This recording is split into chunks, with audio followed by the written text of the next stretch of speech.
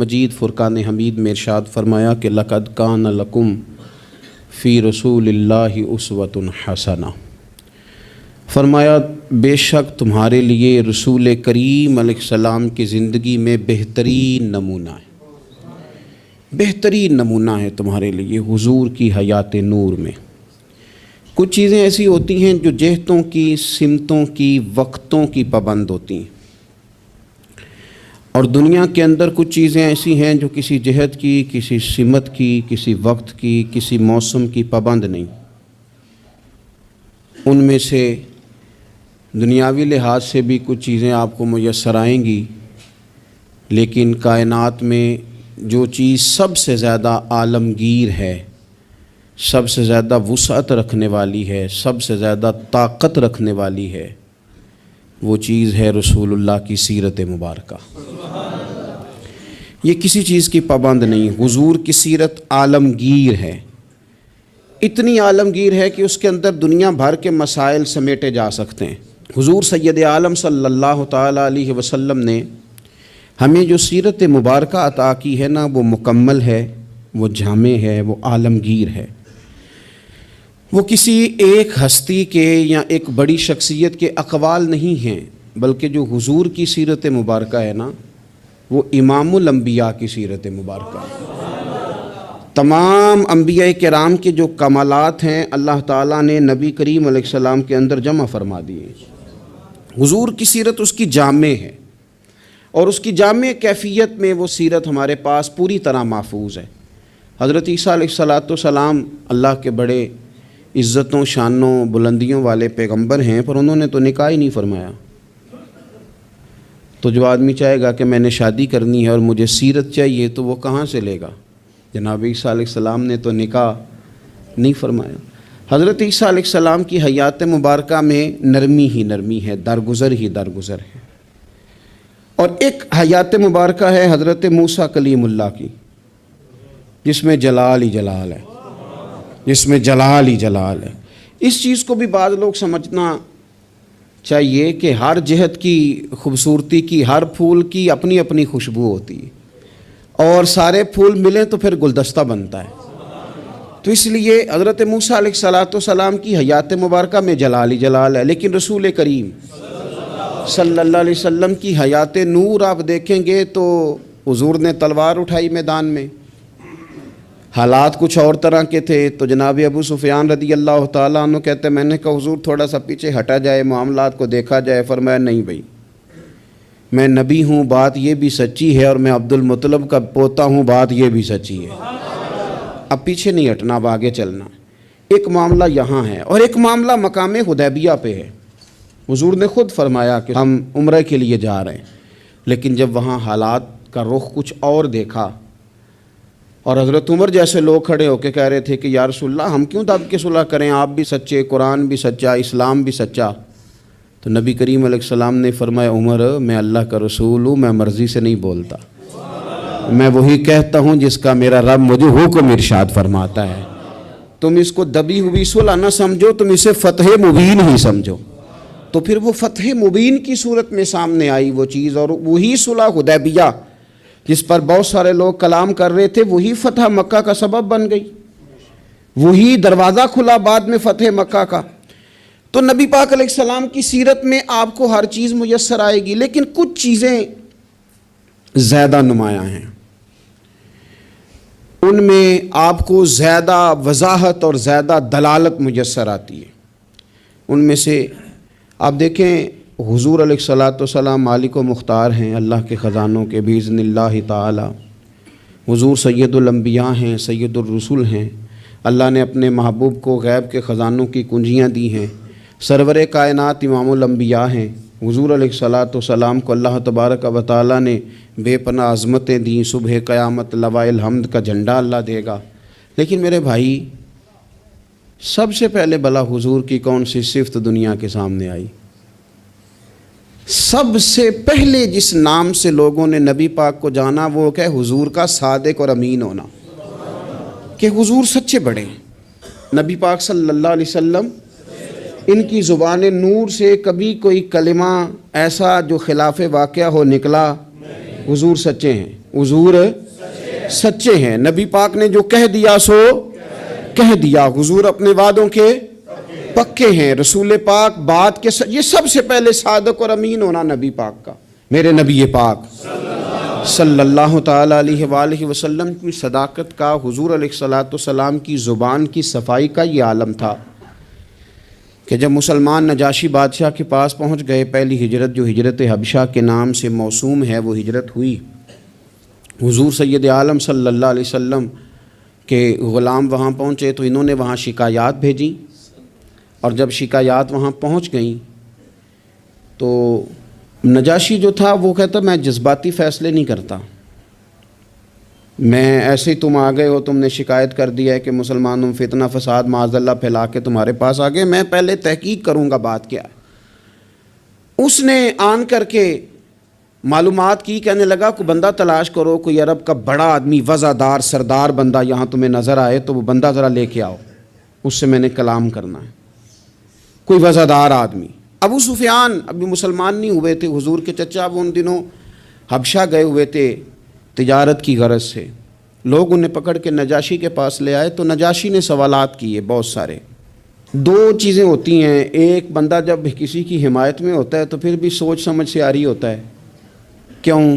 اس لیے کہ نبی پاک صلی اللہ علیہ وسلم نے فرمایا محبت آدمی کو اندھا بہرا گونگا کر دیتی ہے، اس وقت بھی وہ آری ہوتا ہے، اور جب کسی کی مخالفت میں ہوتا ہے تو اس وقت بھی سوچ سمجھ سے آری ہوتا ہے، اس وقت بھی اسے صحیح بات بھی غلط محسوس ہو رہی ہوتی ہے۔ اب یہ مخالفت میں تھے تو کہتے ہیں حضور سید عالم علیہ السلام کے بارے میں جب سوالات پوچھے گئے، سوالات کیے گئے، اور ابو سفیان کہتے ہیں میں چونکہ مخالف تھا تو میں نے اسی انداز میں ایک کہانی رٹی رٹائی انہوں نے یاد کی ہوئی تھی، وہ رٹی رٹائی کہانی ہر جگہ یہ سنایا کرتے تھے، دیکھو جی جس پہ ہمارا ابا تھا، جس مذہب پہ، اس کو وہ کہتے ہیں گمراہ تھا، وہ جی ہمارے دادا کو کہتے ہیں وہ گمراہ تھا، وہ جی ہمارے نانا کو کہتے ہیں بت پرست تھا تو گمراہ تھا، وہ جی انہوں نے ایک بھائی مسلمان کر لیا ہے، دوسرا کافر ہے، گھروں میں لڑائی پیدا کر دی، یہ رٹی رٹائی کہانیاں۔ پھر وہ کہتے تھے دیکھو جی معاذ اللہ جادوگر ہیں، کچھ پڑھ کے پھونکتے ہیں، وہ جی شاعر ہیں، بات ایسی سناتے ہیں کہ اپنے قبضے میں لے لیتے ہیں، یہ ساری کہانی انہوں نے یاد کی تھی۔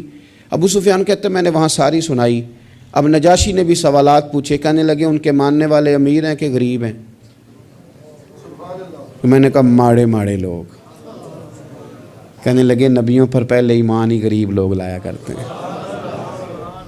کہنے لگے اس نے بڑے سوالات کیے، بڑے میں نے جواب دیے، آخر میں اس نے ایک سوال پوچھا۔ ابو سفیان کہتے ہیں میں باہر سے نہیں گیا تھا، میں چچا تھا، مجھ سے پوچھا، کہنے لگے کیا کبھی اس محبوب نے جھوٹ بھی بولا ہے؟ کیا کبھی جھوٹ بھی بولا ہے؟ کبھی؟ تو ابو سفیان کہتے ہیں کہ ایک منٹ کے لیے چونکہ مخالف تھا، میرے دل میں خیال آیا کہہ نہ دوں بولا ہے معاذ اللہ، نقل کفر کفر نہ باشد۔ کہتے ہیں پھر میں نے سوچا کہ ایک تو یہ عرب کی وزاداری کے خلاف ہے کہ میں غلط بات کروں، اور دوسرا یہ کہ میں انہیں جادوگر کہوں تو شاید کوئی اس پر سوچے، شاعر کہوں تو شاید کوئی توجہ کرے، پر مدینے والے محبوب نے جھوٹ بولا ہے یہ تو مانے گا ہی کوئی نہیں، یہ کیسے ہو سکتا ہے؟ یہ تو صادق اور امین ہونا تو ان کا آفتاب سے زیادہ روشن، کون اس بات کو تسلیم کرے گا؟ کون مانے گا؟ کوئی نہیں مانے گا۔ اللہ اکبر، کون تسلیم کرے گا؟ ابو سفیان کہتے اس نے پھر پوچھا بتاتے کیوں نہیں، چپ کیوں کر گئے ہو، کیا کبھی انہوں نے جھوٹ بھی بولا ہے؟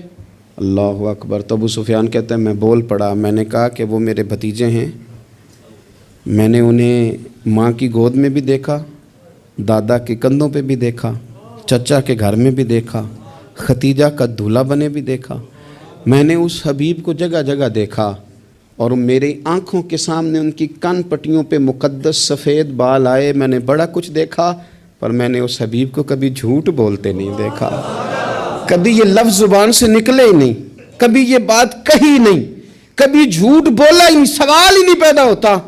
تو کہتے سناٹا چھا گیا میری بات پر مجمع میں، نجاشی نے کندھے کے اوپر رومال رکھا، اٹھ دیا۔ میں نے کہا بادشاہ رزلٹ تو ہی ناؤسکار، تو نے سوال پوچھا میں نے جواب دیا، اب جا رہا ہے؟ کہنے لگا رزلٹ کیا دینا ہے، رزلٹ تو نکل آیا ہے، جس نے کبھی بندوں سے جھوٹ نہیں بولا وہ یہ جھوٹ کیوں بولے گا کہ میں اللہ کا رسول بن کے آیا ہوں؟ یہ والا جھوٹ کیوں؟ اسیر دشمن کی چاہ میں بھی، مخالفوں کی نگاہ میں بھی وہ امین ہے، صادق ہے، معتبر ہے، میرا پیغمبر عظیم تر ہے۔ میرا پیغمبر میرا پیغمبر عظیم تر ہے، میرا پیغمبر عظیم تر۔ لگے جو مزدور شاہ ایسا، نہ دھن نہ دولت سربراہ ایسا، دیکھو عرش نشیں کا زمین پہ گھر ہے، میرا پیغمبر عظیم تر ہے۔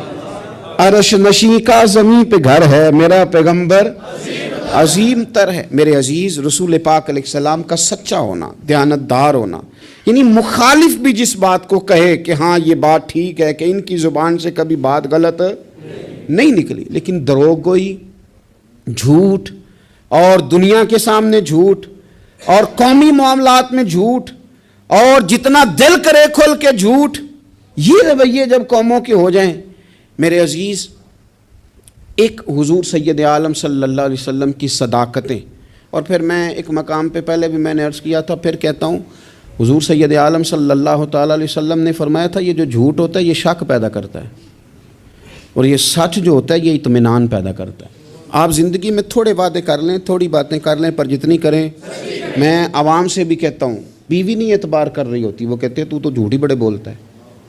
ایک دوست مجھ سے کہنے لگے کہ آپ اماں سے کہہ دیں کہ میں اس دفعہ عمرے پہ ضرور بھیجوں گا، وہ آپ کی بات مان جائے گی۔ میں نے کہا اماں ابا کو راضی کرنے میں 7-8 منٹ لگ جاتے ہیں، پر اماں تو 1.5-2 منٹ میں راضی ہو جاتی، تو آپ کی اماں نہیں راضی ہو رہی۔ کہنے لگے میں پہلے کئی دفعہ کہہ چکا ہوں نا عمرے پہ بھیجوں گا، تو بھیج نہیں سکا، تو لہٰذا وہ اب کہتی ہے تو جھوٹ بولتا ہے، تو نے کوئی نہیں بھیجنا، تو فراڈ کرتا ہے۔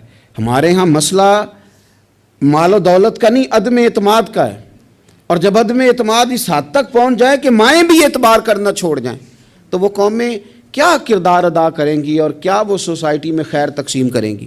تو سچی بات، نبی پاک علیہ السلام نے فرمایا بندہ جھوٹ بولتا ہے، اور اتنے جھوٹ بولتا ہے کہ وہ رب کی بارگاہ میں جھوٹا لکھ دیا جاتا ہے، اور پھر اس کے لیے جہنم کا فیصلہ ہو جاتا ہے۔ اور کچھ بندے سچ کی کوشش کرتے ہیں، اتنی کوشش کرتے ہیں کہ اللہ کی بارگاہ میں سچے لکھ دیے جاتے ہیں، اللہ کے حضور وہ سچے لکھ دیے جاتے ہیں، اور فرمایا یہ سچ ہی انہیں جنت میں لے جائے گا۔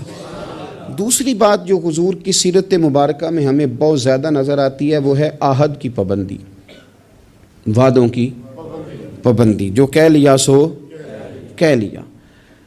جب آپ کوئی عہد کر لیتے ہیں نا، معاہدہ کر لیتے ہیں، پہلے تو اس بات کو اچھی طرح سمجھ لیں کہ حضور نے ایک جملے میں ساری حقیقت بیان کر دی، فرمایا لا دین لمن لا عہد لہ، جو وعدے کا پابند نہیں اس کا کوئی دین ہی نہیں، بات ہی ختم کر دی۔ آگے تو آپ تب بڑھیں گے نا جب بنیاد ہی ہوگی، اور جب دین ہی کوئی نہیں، بنیاد ہی کوئی نہیں، تو پھر بات آگے کیسے بڑھے گی؟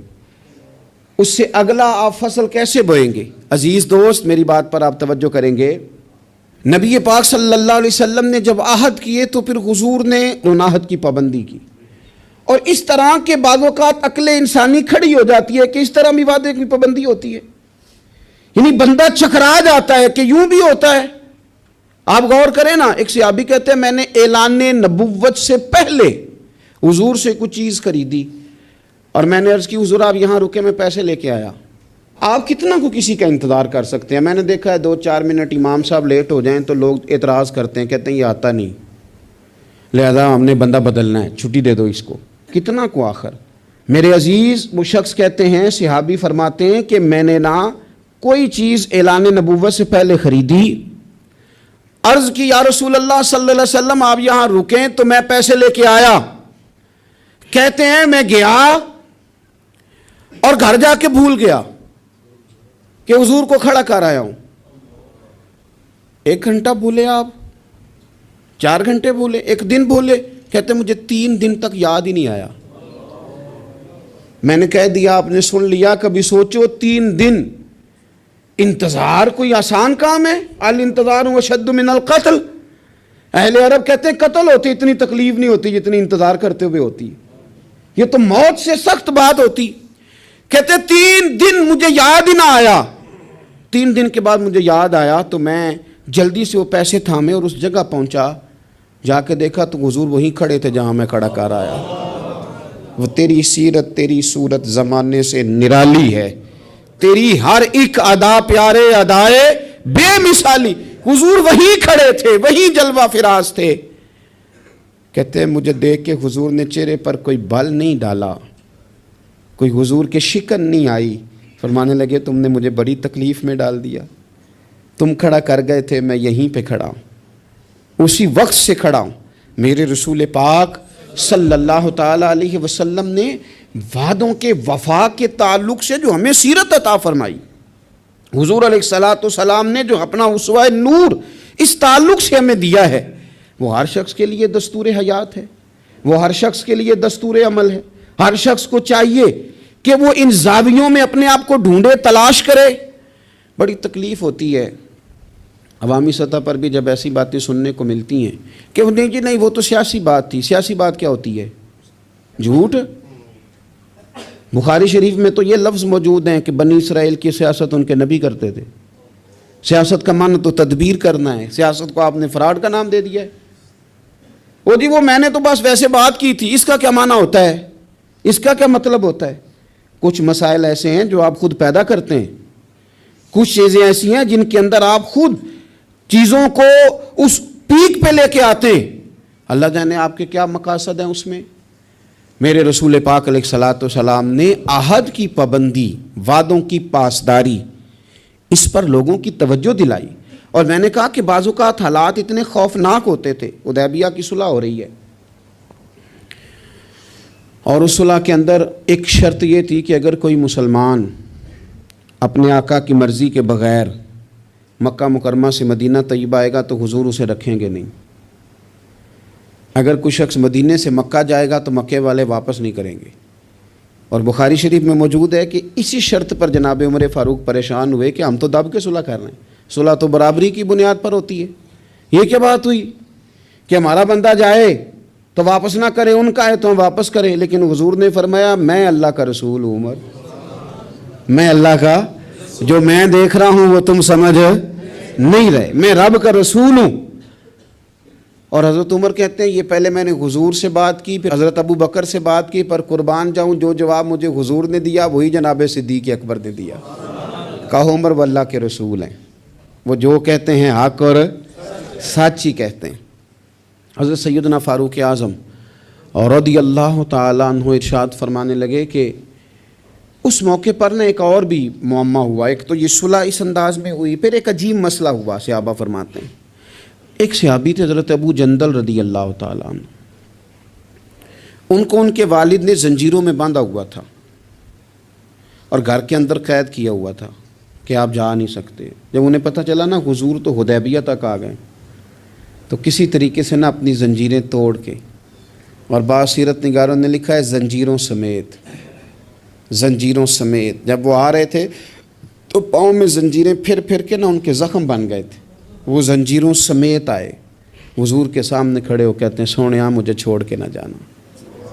میں اکثر دوستوں سے کہتا ہوں پیر صاحب کبھی کہہ دینا مریدوں کو کہ عمرہ کرنے جانا ہے اور بعد میں فراڈ ہو جائے وہاں، تو مرید کہتے ہیں لگتا ہے پیر بھی شامل ہے ساتھ، یہ اس نے تو کہا تھا۔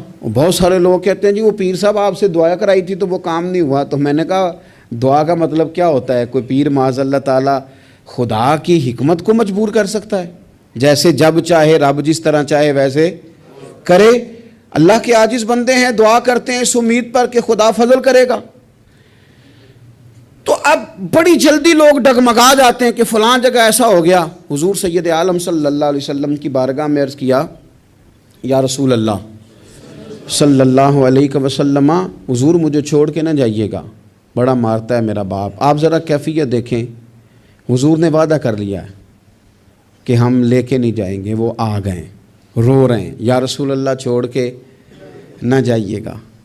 ان کے والد کھڑے ہو گئے، کہنے لگے جی آپ نے وعدہ کیا، آپ لے کے نہیں جا سکتے۔ امتحان دیکھو محبت کا، کوئی ضروری ہے کہ ہر موقع پر شاباشی ملے، ہر وقت مسکرا کے ملا جائے؟ یہاں تو لوگ اس بات پہ بھی ناراض ہو جاتے ہیں کہ مجھے 21 دفعہ ملے ہیں تو 20 دفعہ ہنسے، 21ویں دفعہ ہنسے نہیں، خیر ہے آج مسکرائے نہیں۔ ہر بات میں لوگ ایک پہلو تلاش کر لیتے ہیں کمزوری کا۔ وہ رو رہے ہیں، تڑپ رہے ہیں، اور صحابہ کہتے ہیں ہماری خواہش تھی ان کا درد دیکھ کر کہ حضور حکم کریں تو ہم زنجیریں ساری توڑ دیں، پر میرے رسول نے کیا فرمایا؟ فرمایا ابو جندل تمہیں جانا ہے کیونکہ میں وعدہ کر چکا ہوں۔ جب کوئی وعدہ کر لے پھر اسے نتائج کی پرواہ، کیا ہوگا کیسے ہوگا، پھر اس بات کی پرواہ، میں وعدہ کر چکا ہوں۔ لہذا اب تمہیں واپس جانا ہے، اور جب تک میں دوسرا حکم نہ دوں اتنی دیر تک لوٹنا نہ۔ ان کے آنسو پونچھے گئے، وہ واپس گئے۔ کیا کہا تھا درویش نے؟ ایک باری میری آنکھیاں چوں اونا نے اتھرو پونجے سن، ہن تے چسکا پی گیا رونے دا، ہن تے مینوں چسکا ہی پی گیا رونے دا، تے ہر ویلے آہو زاری دا۔ نبی پاک علیہ السلام نے واپس بھیج دیا۔ یہ وقتی طور پر کرب کا مسئلہ تھا، تکلیف کا تھا، لیکن اپنے وعدے کی پاسداری، اپنے وعدے اور معاہدے کی پابندی۔ کوئی بھی آپ کمٹمنٹ کریں، کسی کے ساتھ بھی کریں، کسی بھی لحاظ سے کریں، اور جو لوگ اپنے حساب سے بڑے بنتے ہوں، سربراہان کہلاتے ہوں، ان کے لیے تو زیادہ ضروری نہیں ہو جاتا کہ اگر وہ کوئی قول قرار کرتے ہیں، کوئی بات کرتے ہیں، تو پھر اس کا انہیں پابند بھی ہونا چاہیے۔ تو چیزوں کو اگر حضور کی سیرت نور کی روشنی میں دیکھا جائے تو میرے نبی پاک علیہ السلام نے پھر وعدے کی پابندی کو امت کو دستور بنا کے دیا۔ حضرت حذیفہ بن یمان، حضرت ابو حسیل رضی اللہ تعالیٰ عنہ، یہ دو لوگ کہتے ہیں کہ بدر کی جنگ میں نا ہم حضور کے ساتھ لڑنے کے لیے گھر سے نکلے، رستے میں ابو جہل نے اور کچھ اور لوگوں نے ہمیں روک لیا، کہاں جا رہے ہو؟ ہم نے کہا حضور کی زیارت کے لیے۔ انہوں نے کہا نہیں، تم جنگ کرنے جا رہے ہو، لڑائی کرنے جا رہے ہو، تم لڑو گے۔ ہم نے وہاں وعدہ کر لیا کہ ہم نہ صرف زیارت کریں گے، ہم لڑیں گے نہیں، وعدہ کر لیا۔ جب ہم حضور کی بارگاہ میں پہنچے نا تو عرض کی یا رسول اللہ صلی اللہ تعالیٰ علیہ وسلم، حضور ہم وہاں وعدہ کر رہے ہیں کہ لڑیں گے نہیں، ورنہ وہ آنے نہیں دیتے تھے، ہمیں گرفتار کر لیا تھا انہوں نے، وعدہ کر رہے ہیں کہ لڑیں گے نہیں۔ تو یا رسول اللہ صلی اللہ تعالیٰ علیہ وسلم، ہمارے لیے حکم کیا ہے؟ یہ بدر کی لڑائی تھی جس میں ایک ایک آدمی کی ضرورت تھی، 1000 کا مقابلہ 313 کے ساتھ ہے، ایک ایک فرد کی، ایک ایک شخص کی ضرورت ہے۔ تو یا رسول اللہ وعدہ کر رہے ہیں کہ لڑیں گے نہیں، تو حکم کیا ہے؟ تو نبی پاک صلی اللہ تعالی وسلم نے فرمایا چونکہ تم نے وعدہ کیا نہیں لڑو گے تو تم ادھر بیٹھ جاؤ۔ یا رسول اللہ ایک ایک بندے کی ضرورت ہے، فرمایا نہیں، ہمیں رب کی مدد کی ضرورت ہے، اللہ کی نصرت کی ضرورت ہے، وعدہ کر لیا ہے لہذا وعدے پر قائم رہیں گے۔ ایک بات اور سیرت کے عنوان پر آپ کی خدمت میں عرض کرنی ہے، اس پر بھی ضرور توجہ کرنی ہے ہم لوگوں کو، اور خوب ہمیں اس بات کی طرف بھی اپنے معاملات کو لے کر کے جانا ہے۔ میرے عزیز دوست، میرے عزیز بھائی، ہم ہیں رسول کریم کے ماننے والے۔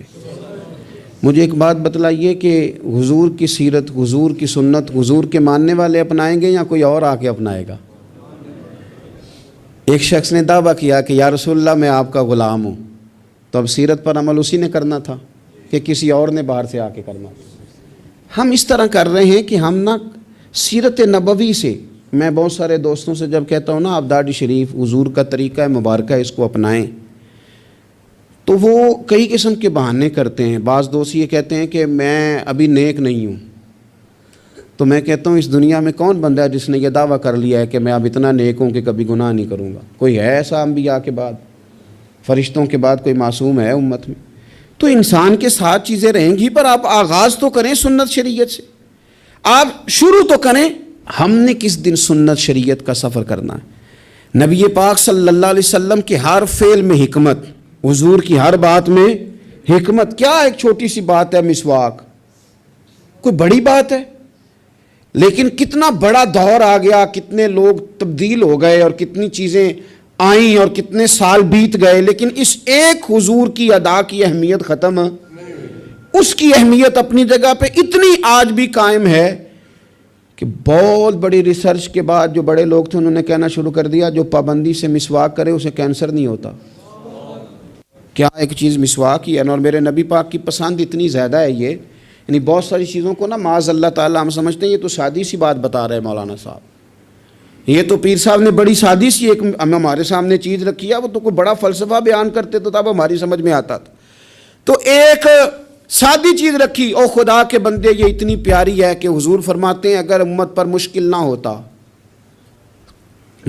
ہوتا تو میں ہر وضو کے ساتھ مسواک کو ضروری قرار دے دیتا۔ اس کے حسن کو آپ ملاحظہ کریں اس سنت کے کہ حضرت عائشہ صدیقہ رضی اللہ تعالیٰ عنہ ارشاد فرماتی ہیں کہ وقت وصال، اور اس خاتون کی بھی عظمتیں دیکھیں، کہتی ہیں حضور نے وقت وصال میری گود میں سر رکھا ہوا ہے، میری گود میں سر تھا نبی پاک کا، اور کہتے میرے بھائی سامنے سے گزرے تو وہ مسواک کر رہے تھے، ان کے ہاتھ میں مسواک تھی، تو حضور سید عالم صلی اللہ تعالی علیہ وسلم نے اس طرف رغبت فرمائی، تو میں سمجھ گئی حضور مسواک کرنا چاہ رہے ہیں۔ یعنی آپ میری بات پر غور کریں کہ عین وقت وصال ظاہری رسول کریم صلی اللہ تعالی علیہ وسلم نے اس موقع پر بھی مسواک کی طرف رغبت فرمائی، فرمایا مجھے چاہیے۔ میرے نبی پاک صلی اللہ علیہ وسلم کی پیاری زوجہ کہتی ہیں قریب محبوب کو میں نے مسواک پکڑی ان سے، اور پھر میں نے اپنے دانتوں سے چبائی اور اس کو نرم کر کے حضور کی بارگاہ عالی مرتبت میں پیش کیا۔ اور میرے عزیز بھائیوں، اگر سنت کا وہ ذوق ہماری طبیعت میں پیدا ہو جائے، وہ شوق، ہمارے استاد صاحب فرمایا کرتے تھے یہ کیا بات ہوئی کہ ہمیں بتانا پڑے ہمارا کون سا مذہب ہے، یہ کیا بات ہوئی ہمیں بتانا پڑے کہ ہم عاشق رسول ہیں، یہ کیا بات ہوئی ہمیں بتانا پڑے کہ فلاں شیخ کے ماننے والے ہیں، ہماری ادائیں کیوں نہیں بتاتی کہ ہم رسول پاک کے غلام ہیں، ہماری ادائیں کیوں نہیں بتاتی کہ ہم نبی پاک صلی اللہ تعالی علیہ وسلم سے محبت کا دم بھرنے والے ہیں۔ تو رسول پاک صلی اللہ تعالی علیہ وسلم کی سیرت نور، اور میں آپ کو ایک اور بات بھی عرض کروں، ہم نے بہت بڑی غلطی کی کہ ہم حضور کی سیرت تک پہنچنے میں کامیاب نہیں ہوئے۔ ہم نے بڑی باتیں سنی، بڑا کچھ ہم نے اپنی زندگی میں پڑھا۔ اگر حضور کی سیرت نور کو پڑھنا شروع کریں، ایک ایک پہلو حضور کی مقدس زندگی کا، آپ محسوس کریں گے کہ آپ کی روح پرواز کرنے لگی ہے، آپ محسوس کریں گے کہ خود بخود اندر کے میل دھلنے لگے، آپ نہ پڑھتے پڑھتے ہی محسوس کریں گے کہ کساوتیں ختم ہو رہی ہیں، عداوتیں ختم ہو رہی ہیں، میرے دل کے اندر جو میل کچیل نفس کی شرارت کا تھا وہ دھل رہا ہے۔ رسول پاک کے جتنا کوئی قریب جاتا ہے اتنا وہ رب کے قریب ہو جاتا ہے، اتنا وہ اللہ کے قریب ہو جاتا ہے۔ آپ سیرت مبارکہ سے فیوز و برکات لیں، اپنے گھروں میں حضور کی سیرت نور کا پیغام لائیں، اور یہ جو 2-3 گزارشات میں نے آپ کی خدمت میں شروع میں عرض کی ہیں، ان پر توجہ کریں۔ ہمیں کچھ پہلو ایسے ہیں زندگی میں جن کو ہمیں پوری طرح سمجھ جانا چاہیے، اور کسی بھی فورم پر اللہ ہمیں موقع دے، کوئی بھی فورم ہو، تو احقاق حق اپنی زندگی کا وتیرہ بنایا جائے۔